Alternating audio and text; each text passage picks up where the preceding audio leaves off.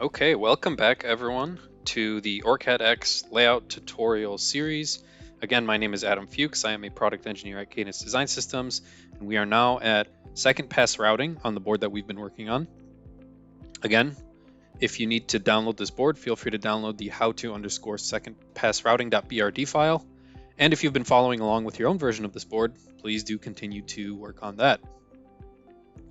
In this second pass routing, we're going to mostly be taking advantage of the slide command as well as selection features in the properties panel to make slight adjustments to the routing on our board. The best place to start generally when you're looking to make improvements or looking to fix issues is probably the DRCs in our design. As we've seen before, on the right side on our properties panel, we have this nice little overview of all the DRCs in our design. We have one design DRC in this case and 6 spacing DRCs.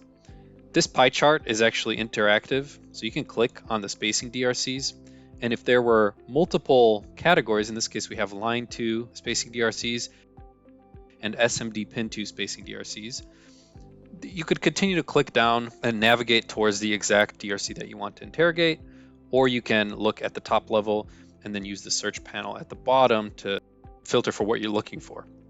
In this case, I can actually see that there's a couple bow ties, which is the DRC marker in OrCAD X Layout. There's a couple bow ties already on my board, so let's go ahead and take a look at some of these. One thing I'm also going to do first is undo all of my color changes. Once I'm done with my first pass routing, I generally tend to switch back to the default layer colors. So to do that, it's just in the visibility, under the net section, and then there's a net colors clear all that I can click really easily, and that will go ahead and restore my default color. We can start to interrogate some of these DRCs. As long as you have this DRC selection filter turned on, as soon as you hover over it, you'll get a nice little tooltip that'll tell you what the error is. It'll highlight the 2 culprits. In this case, it's this via and this trace that we have here. And then I can also find the same DRC in our search table at the bottom here. If I go ahead and reset, you'll notice that the last tab in the default search results is always going to be DRC here. And I can click through by double clicking, navigate, and take a look at what these are. One thing that you may have noticed here, these DRCs are actually on the bottom layer. And so if I turn off my bottom layer, it hides the DRC bow ties. That's because the bottom layer here in my visibility actually has its own sort of selection for DRCs. So it can help with sort of controlling which DRCs are visible, which aren't. Now, to fix some of these, we're going to go into the slide command. Again, you can use manual or assisted mode, and in this case, we can simply slide the trace out of the way. Same thing, we can slide the trace slightly out of the way, and the DRC should go away. Our search results also are now only showing 5 DRCs. And we can continue to go through and solve some of these. Here we have via to through line spacing. In this case, I'm just going to move this via to the left side here. Let's see what else we have.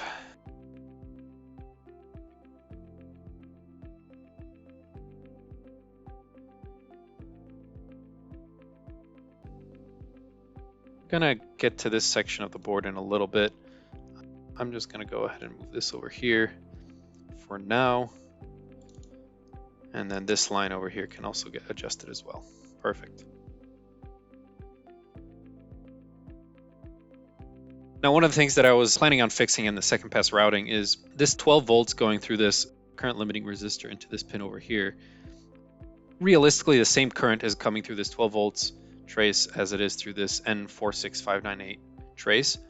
So what we better do is actually adjust it so that the N46598 net is also considered a power net. Quickest way to do that, as I mentioned before, is to just go to Tools, Constraint Manager. We can make these changes on the fly.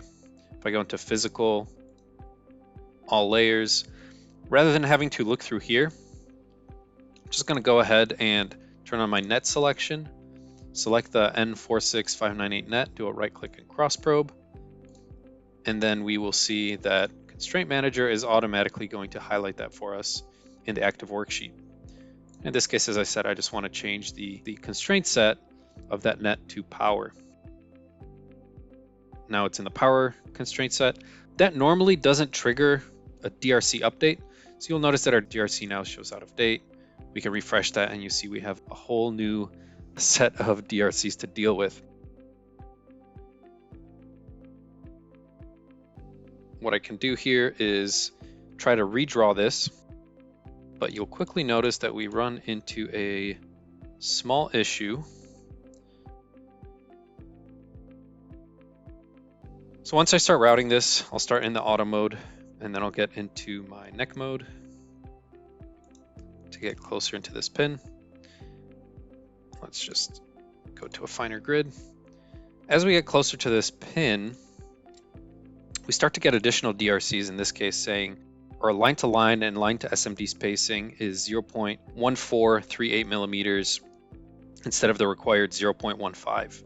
Now, we can't remedy this with simply, moving this trace around, because these pins, we can measure how far they are from each other by using the built-in measurement feature.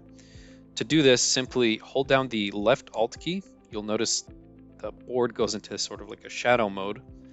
And then I can click two pins, and see that these pins are 0.17 millimeters apart, but these two traces, even if they're centered on the pin which they're supposed to be connected to, are 0.1460 millimeters. So I have two options. One is I can reduce the spacing requirements, but in this case I actually want to keep my 0.15 millimeter spacing. The other is that I can adjust the width of the neck for my power constraint set. That's probably the best solution for us. So I'm going to go down into Constraint Manager, find the power constraint set, and I'm going to change the neck width to, actually, I got ahead of myself. I'm just going to change the neck width to match the width of this pin. And I can find out the width of the pin simply by selecting it. And in the Properties panel, if I scroll down, I can see that the width of the pin is 0.2301 millimeters and the height is 0.6299 millimeters. So we'll go ahead and change the neck to 0.23 millimeters, and that should be enough for our requirements. So once that changes through, go ahead and refresh our DRC. Let's go ahead and delete this trace and redraw it with the new neck width.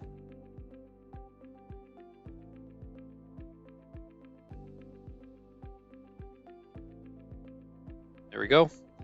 And the DRC is more or less gone. You might be thinking that, well, we went through a lot of effort in the previous phase of this layout, connecting all of these necks for the power pins on the main microprocessor, and they're all 0.254 millimeters wide. What is the quickest way that we can make that adjustment? Well, that is through leveraging the search panel. So if I go ahead and reset my search results here, and I go into my Traces and Wires tab, I can actually use the width column and filter to find all traces with 0.254 millimeter width. In this case, we have 12 results. If I do a right click and do a select on canvas, you'll see that it's all of the traces that are either connected here to this microprocessor or the power pins on this little connector that we have on the side here. Now I can easily change all of these values simply by doing a right click edit in here, or since I already have them selected, I can also do the edit in the Properties panel right here. So if I double click in this field, change this to 0.23,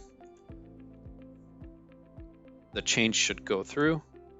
And now if I reset and select all of these again, you'll see that they are 0.23 millimeters throughout the whole design.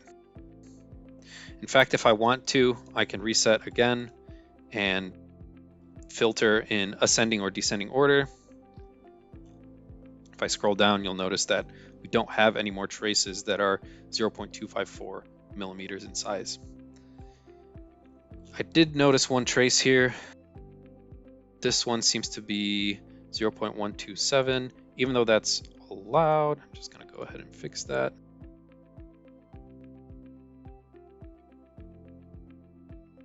Now I can just go through and start to clean up some of these traces. I'm not going to do all of them right now because that would take quite a while, but just enough to where I'm comfortable saying that we can move on to editing some of the shapes on this board. So we're going to go into the bottom layer. Let's see, this is looking okay. That's looking okay. Nothing standing out to me right now. Okay, so this we can definitely make better. When you're in the slide mode in assisted, you have the option of hugging or shoving. What that means is if I try to move this trace, it's going to hug around the via, versus if I have shove turned on, it's going to shove that via out of the way if I have the shove vias checked on. I personally like to stick in the hug mode. What we're going to do here is just move this trace a little over and route this one right through here. Now, even though we said in an earlier video that these aren't the differential pair, I'm just gonna couple these closely together as if they were. And then on the top layer, this is looking fine, and that's looking okay. All right, let's see. I think everything on the bottom layer is more or less looking good.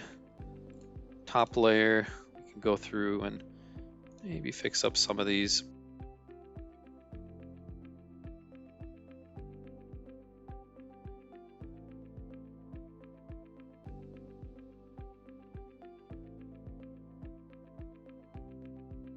We're going to place some shapes here, so we're not going to worry about that for now.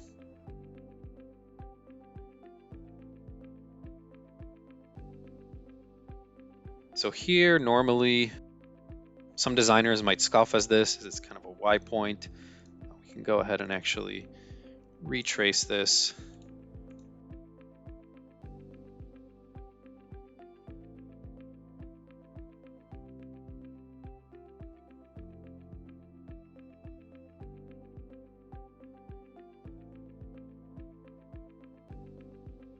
Oops, we were in neck mode. Let's undo that.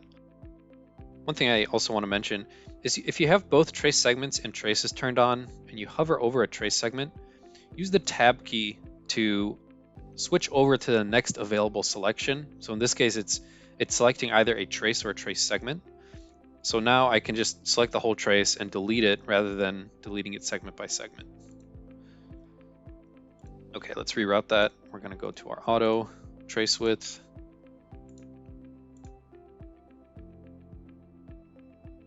And then we're just going to slide this a little bit.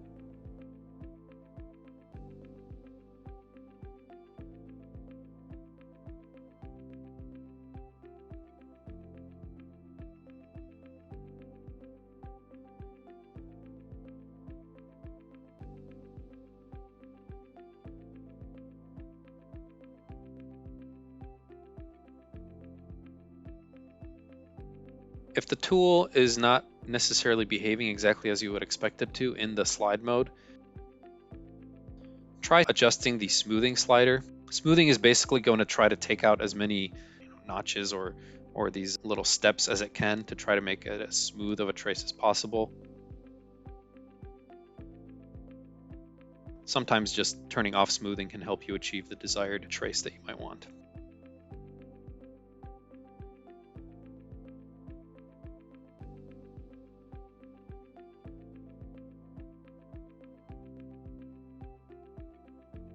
Okay, so things are actually looking pretty good here. Maybe we just clean these up a little bit.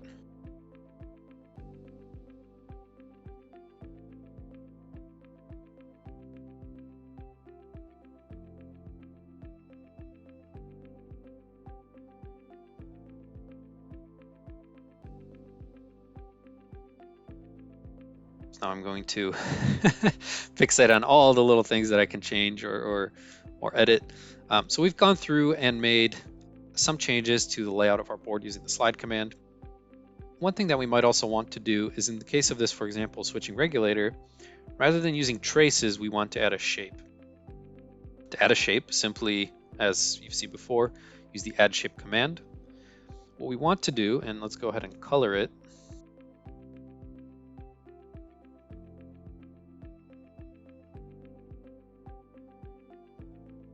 We want to create a shape under this switching regulator IC so that there's a very short and quick return path for the currents flowing through here. And in order to do so, we're going to have to trace out some complex geometry with the shape tool. We'll go into the shape tool, we'll select polygon, layer top, dummy net.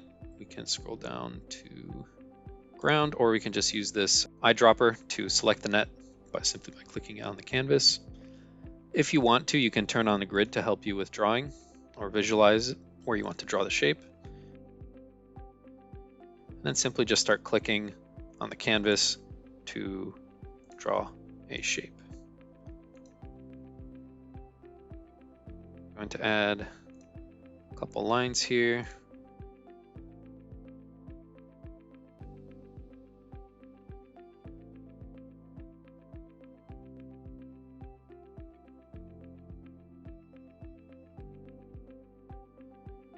Now, we can always edit the vertices and the different lines of this polygon after we've created the shape, so you can be pretty rough with your first pass of the drawing.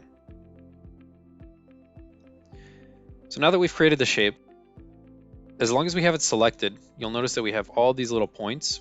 This is basically little vertices that we can move around to adjust the size of our polygon. If it's a rectangle, right, it'll change the size of the rectangle. Notice a little tooltip at the top right. It says remove vertices is on, press T to preserve corners. So there's a lot of different options. Likewise, if you select the point between two vertices, it'll move the whole line instead of a single point. And then also, if you go into shape utilities, there's also options to resize. There's Boolean operations if you want to merge two shapes together, or take the and or the nor of two shapes. You can also trim corners. A lot of options for shape editing. In our case, what we want to do is we want to select this shape and take a look at some of the properties that are available. In our case, by default, you can see that we have some thermal reliefs that got added to these pins. In the case of this pin here, there actually wasn't enough space to add a thermal relief on the left side. And so we might want to adjust how the thermal reliefs behave either for this shape or the individual pins. To do that, go ahead and scroll down. There's a section called thermal reliefs. You can set the thermal reliefs either for all objects or for SMD pins, through-hole pins, and vias individually. So right now we have SMD pins need to be orthogonal thermal reliefs, the minimum of 2, maximum of 4, and the width is going to be the constraint width. So in this case, these are going to be 0.9126 millimeters. So pretty, or I'm sorry, that's the length. These are probably 0.508. Yep, 508. So we're going to go ahead and for SMD pins, again, just for the sake of time, we're going to change it so that all of the SMD pins on this device will connect with full contact, like so. Then another thing that we can do is also select individual pins and change their thermal relief type, which takes precedent over the shape. So the shape is a more general assignment of thermal relief, and the pin can be more specific. So here in this case, we can set this to orthogonal. We can set the width to, for example, user defined and say 0.254 millimeters. And then we would have these two orthogonal thermal reliefs. Plus, this is actually a trace that we drew earlier. We're just going to leave this away for now. Shouldn't have too big of an impact on our circuit. And then let's just draw a couple other shapes here. So we're going to draw a shape on the top layer for 12 volts.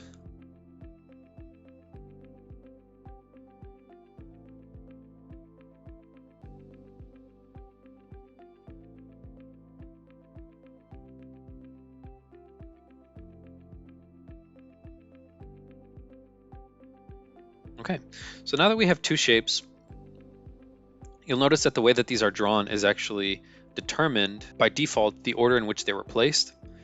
If I want this shape to take priority, by selecting it, I have this option for selecting the priority. I can either increase or decrease the priority. and then on the canvas you can automatically see the changes between the two. So which one has more priority. In this case, I actually want my ground to have priority. And then let's see if we want to add any other shapes. Not by default. We're just going to go ahead and change some of these to some thicker traces.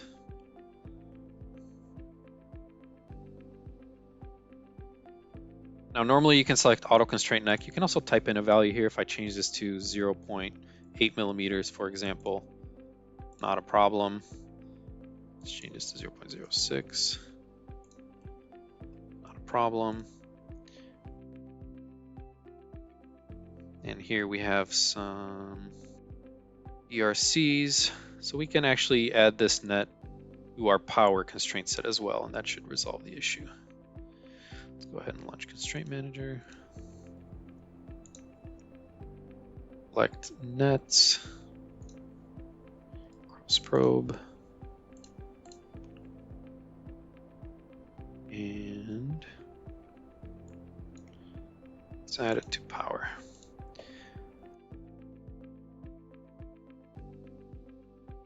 One other thing I want to mention really quickly is if you don't want to do the right-click cross probe every time, at the bottom left here, there's this option for auto cross probe.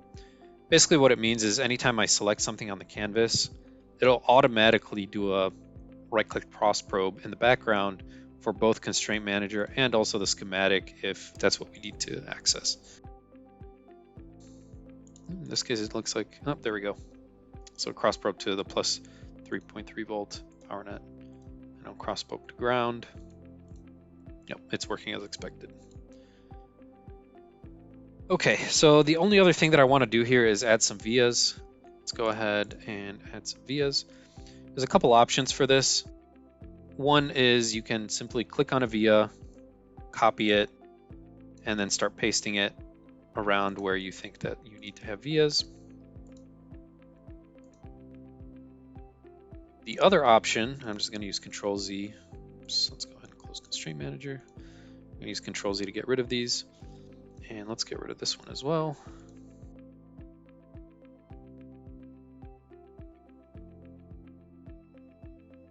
The other option is to use the via array command in OrCAD X Layout. Before I place a via array, let's just make sure that we have this shape all refreshed and good to go. On the properties panel, it'll say that we have one out-of-date shape. I can either click the blue link to see what the shape is, or if I just click on the refresh, it'll automatically refresh that shape for us. Let's click on this shape. You'll see that it is now up to date, and if it was out of date for any reason, we can also just click it in here, I believe.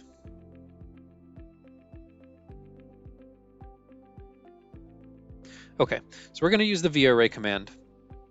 Via arrays can be used to either create stitching vias across a whole board, place vias around a trace for signal integrity requirements. What we're going to use it for is just to place a bunch of vias inside this shape. And we have options for, radially placing them around, for example, another via across the whole board, like I mentioned, in a drawn window. In our case, we just want to say shape. We're going to choose the net as this 12-volt net. And then we can choose the offset between the vias. I'm going to set it to 0.5 millimeter. I'm going to click on the shape.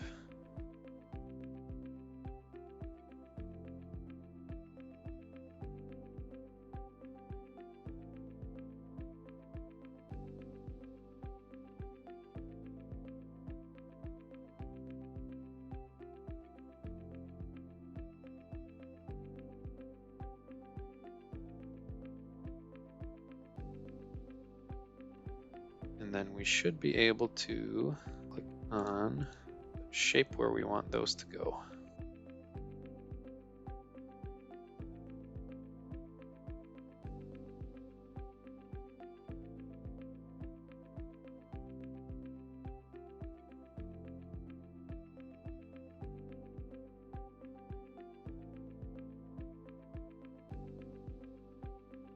Not ideal, could be better. In this case, I was just using it as an example to show how the feature works. Let's go back into that VArray command. I'm just gonna remove all of these vias here.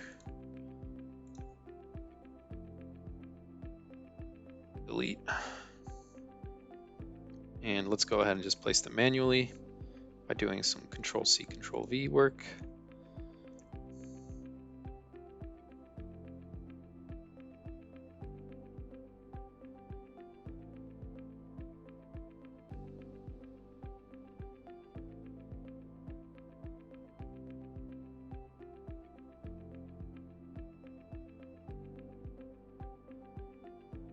Okay, and then we can also add some vias to this ground, so we can stitch it with the layer 2 and layer 3 grounds.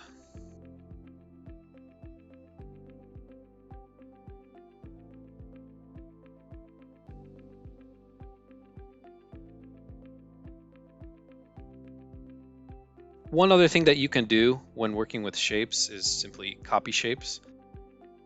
In the previous video, we made this shape on layer 2 for the grounds.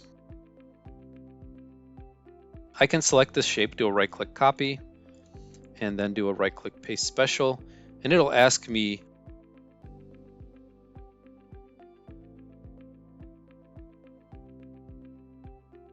what layer I want to paste it on. So we're going to choose layer 3. And then for snapping, we want to snap to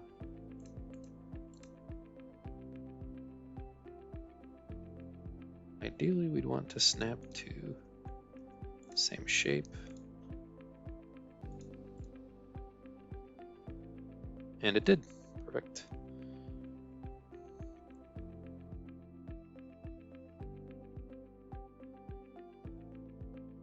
If you look at the out-of-date shapes, again, you can click on this to see which they are. It's the ground shape on layer 2, ground shape on top layer, and the 12-volt conductor. And this is because these have vias going to that ground layer, so that's why it's going to ask us to update each of them.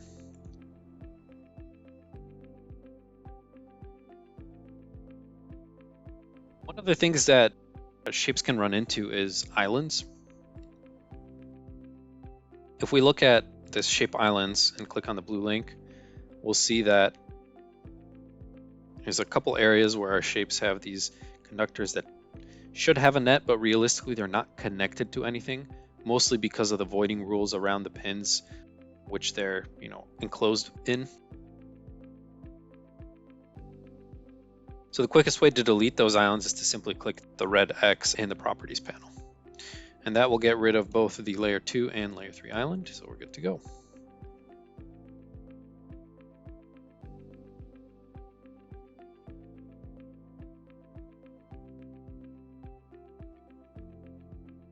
Okay, we're gonna go ahead and just copy and paste a couple more vias in here, or we can also use the via array option. I'm gonna go to via array, window, 0. Let's do 1 millimeter this time, as the 0.5 was a little too small. I'm gonna change this to the ground net. Pick our pin here. And we're just going to draw this.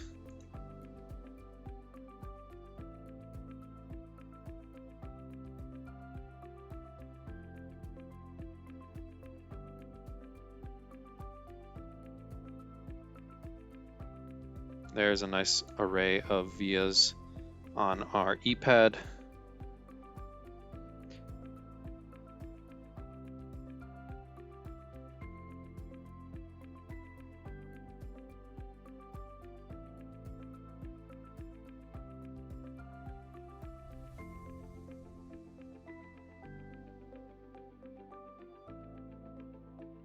Volts unrouted. Oh, that's right. We need to make sure that this 12 volts is still connected to this. Let's go ahead and add a shape on the bottom layer. We're just going to do a rectangle this time.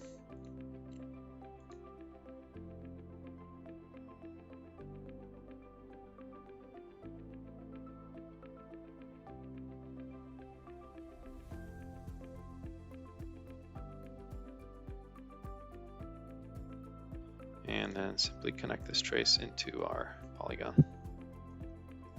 All right, that should take care of that issue. Then we should only have one DRC at this point, which is, yep, the package to place keep in on the top layer. We'll talk about that in the next video. Okay, so thanks for watching. This was second pass routing where we did some additional editing of our layout. We added some shapes, we added some stitching vias. We slid around some traces just to make sure that they're looking good. And yeah, see you in the next video where we're going to take a look at the additional DRC options, the 3D view, and also maybe talk about doing some silk screening.